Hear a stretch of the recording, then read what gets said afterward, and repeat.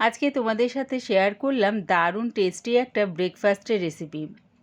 রোজ রোজ ওই রুটি পরোটা ব্রেড ছেড়ে যদি একটু অন্যরকম ব্রেকফাস্ট করা হয় মন্দ হয় না। তাই আজকে তোমাদের সাথে শেয়ার করলাম সুজির উত্তপম। আমার মনে হয় এই সুজির উত্তপম ছোট বড় প্রত্যেকের কিন্তু খেতে বেশ ভালো লাগবে। তবে দেখে নাও আমি এই সুজির উত্তপম কিভাবে তৈরি করি। বাটির মধ্যে 1 বাটি সুজি নিয়ে নিলাম। ওই বাটির মাপ অনুযায়ী হাফ বাটি টক দই দিয়ে দিলাম, আর ওই একই বাটির মাপ অনুযায়ী 1 বাটি জল দিয়ে দিলাম। তাহলে কি হলো মাপটা?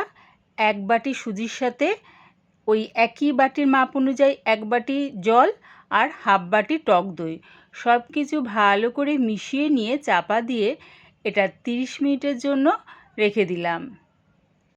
30 মিনিট পর চাপাটা খুলে এর মধ্যে দিয়ে দিলাম স্বাদ অনুযায়ী নুন, দিলাম সামান্য একটু বেকিং সোডা। তোমাদের কাছে যদি ইনো থাকে তাহলে অবশ্যই সেটা ব্যবহার করতে পারো, হাফ চামচ। আর দেখো জলটা কিন্তু বেশ সুজি টেনে নিয়েছে, তাই আরও একটু সামান্য জল দিয়ে ভালো করে মিশিয়ে নিলাম। ঘনত্বটা রাখলাম দেখো ঠিক এই রকম।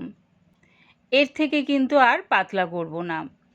গ্যাসটাকে মিডিয়ামে রেখে তাওয়াটাকে ভালো করে গরম করে নিয়ে তারপরে একটু জলের ছিটা দিয়ে তাওয়াটা ভালো করে মুছিয়ে নিয়ে গ্যাসটাকে লোতে রেখে ওই ব্যাটারটা দিয়ে দিলাম 1 হাতা মতন। খুব একটা বেশি বড় করো না, ঠিক মাপটা যেন ছোট হয়। অবশ্যই কিন্তু গ্যাসটাকে একদম লোতে রেখে এটা করো। এবারে এর ওপরে দিয়ে দিলাম পেঁয়াজ কুচি, টমেটো কুচি, ধনেপাতা কুচি, দিলাম কাঁচা লঙ্কা কুচি। একদম ছোট বাচ্চারা খেলে কাঁচা লঙ্কাটা তোমরা নাও দিতে পারো। যখন দেখবে ওপরের দিকটা বেশ একটু শুকিয়ে এসছে তখন সাইড দিয়ে একটু ঘি দিয়ে দিলাম।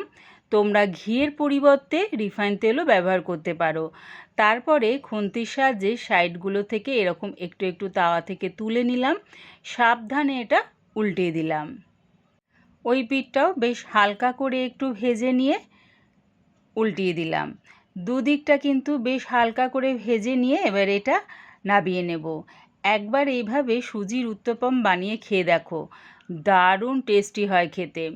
ওই একই রকমভাবে তাওয়ার মধ্যে একটু জলের ছেটা দিয়ে তারপরে একটা কাপড় দিয়ে ভালো করে মুছে নিলাম।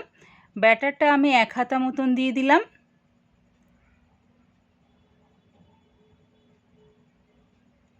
তারপরে দিয়ে দিলাম পেঁয়াজ কুচি। আর যখন এই পেঁয়াজ কুচি টমেটো কুচি দেবে তখন ওপরের দিকটা যখন কাঁচা থাকবে তখনই দেবে, তাহলে কি হবে ভালো করে এগুলো বসে যাবে। পেঁয়াজ কুচি টমেটো কুচি ধনেপাতা কুচি কাঁচা লঙ্কা কুচি দিয়ে সামান্য একটু ঘি দিয়ে দিলাম চারধারটা। তারপরে আবারও এই দিকটা ভাজার জন্য উল্টিয়ে দিলাম সাবধানে। দুদিকটা বেশ ভালো করে ভাজা করে নিয়ে নামিয়ে নিলাম। রেডি হয়ে গেছে আমার সুজির উত্তপম।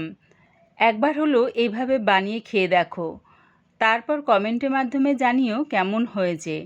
পুরো ভিডিওটা দেখার জন্যে প্রিয়া ইপসা কিচেনের থেকে তোমাদের সবাইকে অনেক ভালোবাসা রইল। রেসিপিটা ভালো লাগলে প্লিজ আমার চ্যানেলটিকে সাবস্ক্রাইব করে দিও।